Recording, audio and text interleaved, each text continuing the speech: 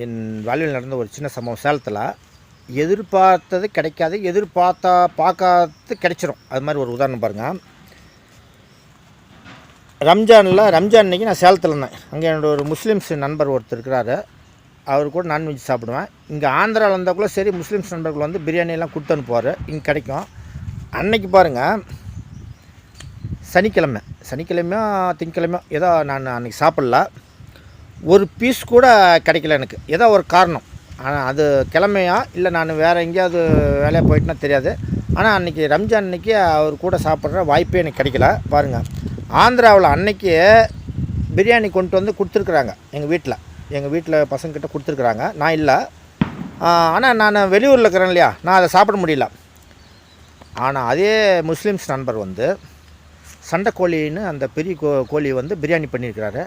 ஒரு 2 நாள் அவர் வீட்டில் வளர்த்துந்து சமையல் பண்ணிக்கிறாரு. அவருக்கு என்ன மனசு ஒப்பலை.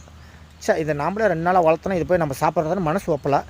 என்னை கூப்பிட்டு சாப்பிட சொன்னார். இங்கெல்லாம் உட்காந்துலாம் சாப்பிட முடியாது, நான் புல் கட்டுவேன் அப்படின்னு சொன்னேன். பார்சல் கொடுத்து அனுப்பிச்சி விட்டார். போய் ரூமில் உட்காந்து சாப்பிடவே முடியல. அதான் பார்த்தீங்களா, திடீர்னு நாட்டுக்கோழி பிரியாணினா அது சண்டைக்கோழி இருக்குது சாப்பிட்றியா அப்படின்னாரு. வா, கரும்பு தின்ன கூலியா? நான் பார்சலாக கொடுத்துட்டு சொன்னேன். பார்சலாக வாங்கிட்டு போய் ஃபுல் கட்டுக்கட்டேன். 2 வேலைக்கு வந்துடுச்சு அது. அதனால் எதிர்பார்த்த ரம்ஜானுக்கு யாராவது இன்றைக்கி முஸ்லீம்ஸ் அவங்க ஃப்ரெண்ட்ஸுங்க நமக்கு பிரியாணி கொடுப்பாங்கடான்னு நினச்சா அன்றைக்கி கிடைக்கவே இல்லை. 2 இடத்துலையுமே கிடைக்கல. ஆனால் எதிர்பாராத நாள் வந்து பிரியாணியை வந்து சாப்பிட அவங்களால முடியலை, அவருக்கு விருப்பம் இல்லாததுனால அதிக குவான்டிட்டியாக கொடுத்தாரு. அதான் வச்சுக்கோங்க எதிர்பார்க்காம கிடைக்கிறது.